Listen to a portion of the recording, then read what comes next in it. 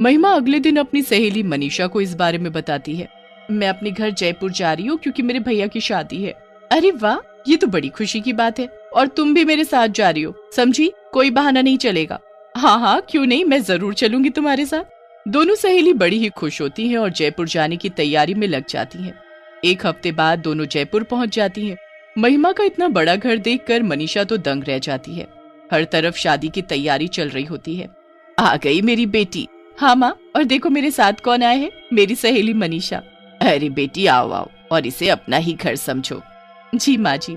चलो मनीषा, चलकर भैया से मिलते हैं। दोनों सहेली जाकर महिमा के भाई से मिलती हैं। राहुल अपनी बहन को देखकर बहुत खुश हो जाता है। अरे कितने दिन लगा दिए आने में, जैसे किसी पड़ोस की शादी है। अरे भैया, बस एग्जाम्स की वजह से रुकना पड़ा, पर अब मैं आ गई हूँ ना। अब देखना हम दोनों आपकी शादी में क्या धमाल मचाएंगे। अरे पर पहले इनसे तो मिलवा। अरे हाँ, मैं तो भूल ही गई। ये है मेरी सहेली मनीषा। महिमा उसके बाद मनीषा को अपना कमरा दिखाती है, जो बिल्कुल राहुल के साथ वाला ही होता है। दोनों कमरे में जाकर बिस्तर पर पड़ जाती हैं और उनकी आंख लग जाती है। अगले दिन फिर दोनों अच्छे से तैयार होकर शादी की तैयारियों में लग जाती हैं। 2 दिन बाद राहुल की शादी हो जाती है और उनके घर एक सुंदर सी दुल्हन आ जाती है। अरे महिमा, ये तुम्हारी भाभी घूंघट क्यों किए हुए हैं? अरे ये शहर थोड़ी है, यहाँ बड़ों बड़ों को घूंघट करना ही पड़ता है। पूरी शादी अच्छे से निपट जाती है।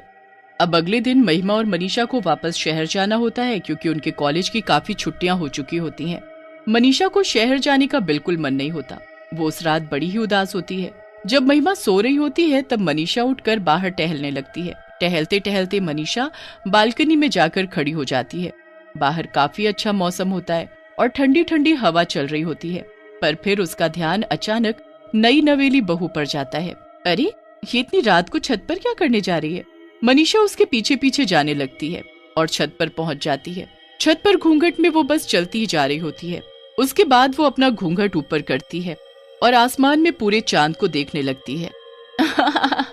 आज तो चांदनी रात है और मेरा मकसद पूरा हुआ। आखिरकार इस घर की बहू मैं बन ही गई। अब मैं सबको खत्म कर दूंगी, सबको खत्म कर दूंगी मैं। हे भगवान, ये महिमा की भाभी ऐसी क्यों हंस रही है? इनको आखिर हुआ क्या है? मनीषा छुपकर सब देख ही रही होती है कि तभी महिमा की भाभी पीछे मुड़ती है और फिर उसका चेहरा देख मनीषा वहीं जमीन में बैठ जाती है। वो कोई खूबसूरत लड़की नहीं बल्कि एक चुड़ैल होती है। मनीषा के तो गले से आवाज ही नहीं निकल रही होती। उसे कुछ भी समझ नहीं आ रहा होता कि अब वो क्या करे। वो जैसे तैसे हिम्मत करके खुद को संभालती है और अपने कमरे में भागती है। महिमा, महिमा, जल्दी उठो महिमा। क्या हुआ मनीषा, तुम ऐसे हाँफ क्यों रही हो? कोई बुरा सपना देख लिया क्या? सपना नहीं, सच में देख कर आ रही हूँ। तुम्हारी भाभी है ना, वो कोई और है। वो चुड़ैल है महिमा। मैंने खुद अभी उनको छत पर हंसते हुए देखा और वो आसमान में चांद को देखकर हंस रही थी और वो तो ये भी बोल रही थी कि वो सबको मार डालेगी। क्या मनीषा, तुम भी ना कैसे कैसे मजाक करती हो। चलो अभी तुम्हारा वहम दूर करती हो, चलो मेरे साथ। नहीं नहीं, मैं कहीं नहीं जाऊंगी। महिमा मनीषा की एक नहीं सुनती और उसका हाथ पकड़कर उसे राहुल के कमरे तक ले जाती है। उसके बाद वो दरवाजा खटखटाती है। अंदर से दरवाजा महिमा की भाभी खोलती है और उन्होंने अभी भी लंबा सा घूंघट किया होता है। जी बोलो दीदी, क्या हुआ? इतनी रात को आप दोनों यहाँ? पता है, मेरी दोस्त को एक बुरा सपना आया तो बस मुझे आना ही पड़ा। अच्छा, सबसे पहले आप अपना ये घूंघट ऊपर करो, मेरी सहेली आपकी शक्ल देखना चाहती है। जी दीदी, अभी करती हूँ। घूंघट वाली बहू अपना घूंघट ऊपर करती है तो उसकी बेहद खूबसूरत शक्ल देखकर मनीषा हैरान ही रह जाती है। मन ही मन वो यही सोच रही होती है कि आखिरकार ये कैसे हो गया। उसने खुद अपनी आंखों से उसका चुड़ैल वाला चेहरा देखा था। महिमा फिर मनीषा का हाथ पकड़ती है और उसे चलने को कहती है। दोनों अपने कमरे में वापस जाने लगते हैं। जाते हुए मनीषा एक बार फिर से पीछे मुड़कर देखती है तो उस घूंघट वाली बहू की अजीब सी मुस्कुराहट उसे और परेशान कर देती है। वो मनीषा को देखकर ऐसे मुस्कुरा रही थी जैसे मानो उसे चेतावनी दे रही हो कि आगे से मुझसे पंगा मत लेना। मनीषा को ये सब बिल्कुल सही नहीं लग रहा होता। उसे बस इतना समझ आ रहा होता है कि उसे अब वहीं रहकर सब ठीक करना है और सबके सामने उस घूंघट वाली चुड़ैल बहू का सच लाना है, वरना सबकी जान खतरे में पड़ जाएगी। अगले दिन मनीषा शहर जाने के लिए सीढ़ियों से बैग लेकर उतर रही होती है कि तभी वो सीढ़ियों से गिरने की एक्टिंग करती है। मैं गिर गई। हे भगवान, ये क्या हो गया? मेरा पैर टूट गया। हे भगवान, ये क्या हो गया? भैया जल्दी आओ, मनीषा को उसके कमरे में ले चलो। घूंघट से चुड़ैल बहू ये सब देख रही होती है। इसकी इतनी हिम्मत जो ये मेरे पति की गोद में जाएगी, इसे तो मैं बताऊंगी। अरे बहू, यहाँ क्या खड़ी खड़ी देख रही है? चलो मेरे साथ रसोई में और जल्दी से मनीषा के लिए बाम और हल्दी वाला दूध लेकर आओ। जी माँ जी।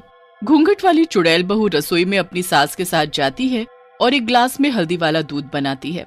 उसकी सास भी वहाँ खड़ी मनीषा के लिए एक काढ़ा तैयार करती है। अंदर ही अंदर वो गुस्से से पागल हो रही होती है। वो दूध में जादू कर देती है और जाकर मनीषा को दे देती है। मनीषा को पहले ही शक होता है कि दूध में कुछ गड़बड़ है, इसलिए वो गलती से ग्लास को गिरा देती है। अरे बहू, कैसे ग्लास पकड़ा रही हो? देखो गिर गया। चलो जाओ, पोछा लाओ और साफ कर दो। सब लोग मनीषा की देखभाल में लग जाते हैं और कुछ दिन के लिए उनका शहर जाना कैंसिल हो जाता है। घूंघट वाली चुड़ैल बहू से ये सब देखा नहीं जा रहा होता। वो रात होने का इंतजार करती है। जैसे ही रात होती है और सब सो जाते हैं, वो छत पर जाती है और अपना घूंघट ऊपर करके आसमान में चांद को देखने लगती है। मुझे शक्ति चाहिए, मुझे शक्ति चाहिए। मैं सबको जल्द से जल्द बर्बाद कर सकूं, मुझे ऐसी शक्ति चाहिए। पर सबसे पहले मुझे उस लड़की की जान लेनी है, फिर उसके बाद मैं सबको देखूंगी। एक बार मैं सबको खत्म कर दूं, फिर मैं और राहुल दोनों सुकून से रहेंगे और मैं अपने चुड़ैल वंश को आगे बढ़ाऊंगी। चुड़ैल वहीं छत पर बैठकर जादू टोना करने लगती है। मनीषा और महिमा वहीं पीछे खड़े छुप कर उसे देख रहे होते हैं। चुड़ैल उसके बाद वो एक सुई लेकर गुड़िया को चुप होने लगती है। सुई चुप होते ही मनीषा के हाथ से खून आने लगता है। देखो महिमा, देखो, देख लिया ना तुमने अपनी आंखों से इस घूंघट वाली चुड़ैल का सच? ये देखो, मेरे हाथ से खून आ रहा है। हे भगवान, ये सब हो क्या रहा है? अब हम क्या करेंगे? ये हम किस चुड़ैल को अपने घर ले आए?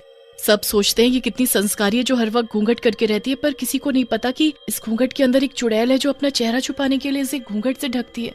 हाँ, मैं यही तुमको कब से बताना चाहती हूँ, पर तुम मानने को तैयार ही नहीं हो। मेरे भाई को तो इस बात का अंदाजा भी नहीं होगा कि उसकी बीवी एक चुड़ैल है। तुम कुछ करो ना मनीषा।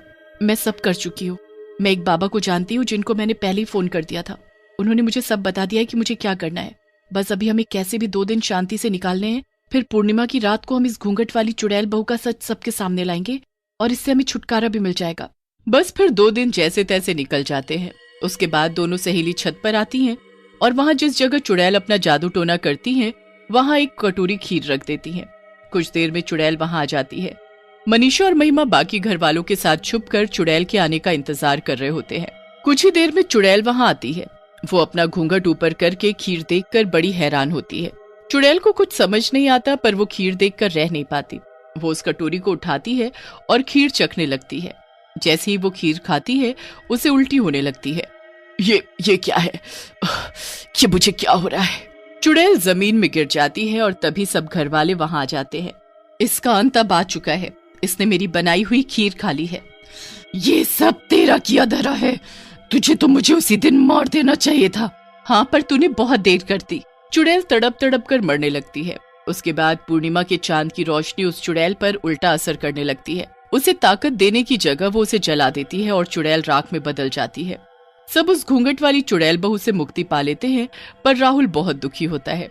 अब अगले दिन मनीषा और महिमा भी वापस शहर जाने लगते हैं, पर जाते जाते राहुल के माता पिता मनीषा से कहते हैं, क्या तुम हमारे बेटे से शादी करोगी? मनीषा ये सुनकर मुस्कुरा देती है। बस फिर मनीषा शहर चली जाती है और राहुल उसकी पढ़ाई पूरी और उसके वापस आने का इंतजार करता है। पढ़ाई पूरी होने के बाद दोनों की धूमधाम से शादी हो जाती है और मनीषा महिमा की भाभी बन जाती है।